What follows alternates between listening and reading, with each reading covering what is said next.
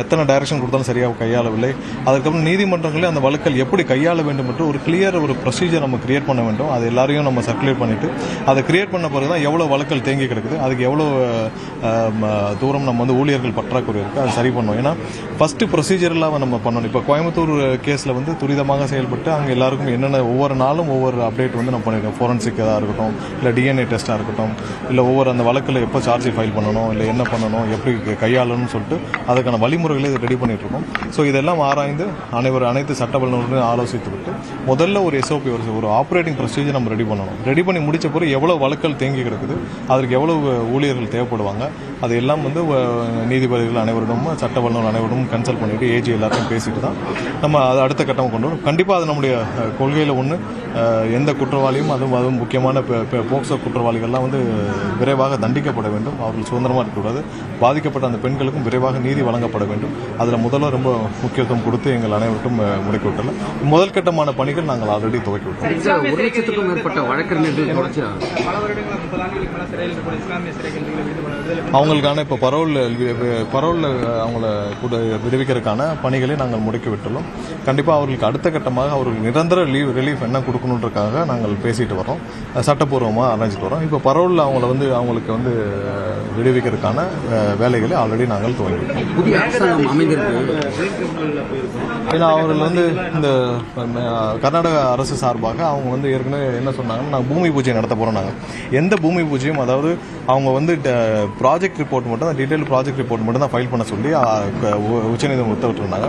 அதை மீறி பூமி பூஜை செய்ய போகிறேன்னு சொன்னதுனால நம்ம வந்து தேசிய பசுமை தீர்ப்பாயத்தில் அதை செய்யக்கூடாதுன்றதுக்காக நம்ம தொடுக்க உள்ளோம். ஒவ்வொரு கட்டத்திலும் எல்லா கட்டத்திலும் வேறு உச்சநீதிமன்றத்திலையும் ஒரு சில வழக்கல் தொடுக்க வேண்டியிருக்கு.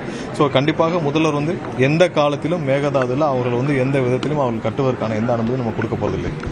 ஏன்னா துணை முதலமைச்சராக இருந்து சொன்னவரை இன்னைக்கு முதலமைச்சர் ஆகக்கூடிய இல்லை, எதுனாலும் வந்து சட்டப்பூர்வமாக தான் அவங்க செய்ய முடியும். ஆல்ரெடி வந்து இதுக்கு பண்ணக்கூடாதுன்னு சொல்லிட்டாங்க.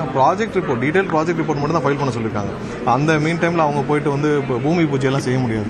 ஸோ அதை செய்து தேவையில்லாமல் 2 மாநிலங்களுக்கும் சட்டம் ஒழுங்கு பிரச்சனையை கொண்டு வரதுக்கான முயற்சிகளை அவர்கள் செய்கிறார்கள்.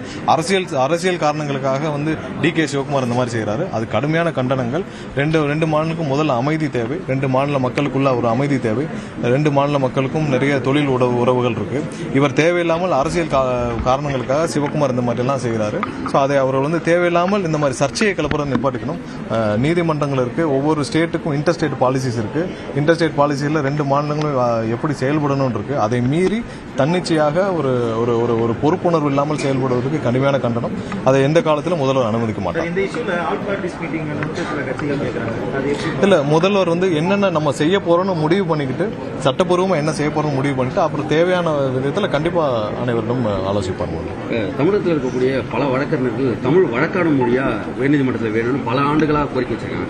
புதிய அரசு அமைந்திருக்கு, அதுக்கான முயற்சி அரசு எல்லாம் டிஸ்கஸ் பண்ணிட்டு, ஏன்னா முதலாவது வந்து வழக்கல் தேங்கி கிடக்கும் வழக்குகளையும் முடிக்க வேண்டும். அதுக்கப்புறம் என்னென்ன மாதிரியான வழக்கல் நம்ம விரைவாக வழக்கறிஞர்களுக்கு எப்படி பணியாற்ற வேண்டும் சொல்ல வேண்டும். எல்லா இடத்துலையும் அது ஃபீஸிபிளா இருக்கணும். நீங்க உச்சநீதிமன்றம் போறப்ப, ஹைகோர்ட்ல போறப்ப ஃபீஸிபிளா இருக்கணும். அது எல்லாத்துக்குமான சாத்தியக்கூறு இருக்கணும். கண்டிப்பா என்னமா இப்போ லோயர் கோர்ட்ஸ்ல இப்போ தமிழ்ல வழக்காடுவதற்கு எந்த தடையும் இல்லை. எல்லா இடத்துலையும் பண்ணிட்டு தான் இருக்காங்க. ஹைகோர்ட்லயும் மட்டும் எல்லா இடத்துலையும் வழக்காடுவதற்கு அவங்க வந்து ஆர்கியூ பண்றதுக்கு இதுவரைக்கும் தமிழ் ஆர்கியூ பண்றதுக்கு எந்த தடையும் இல்லை. ஆல்ரெடி பண்ணிட்டு தான் இருக்காங்க. அது எந்த இஷ்யூ இல்லை. அது வரைக்கும் அதில் கண்டினியூ பண்றது ஒரு விஷயம். தேங்க்யூ.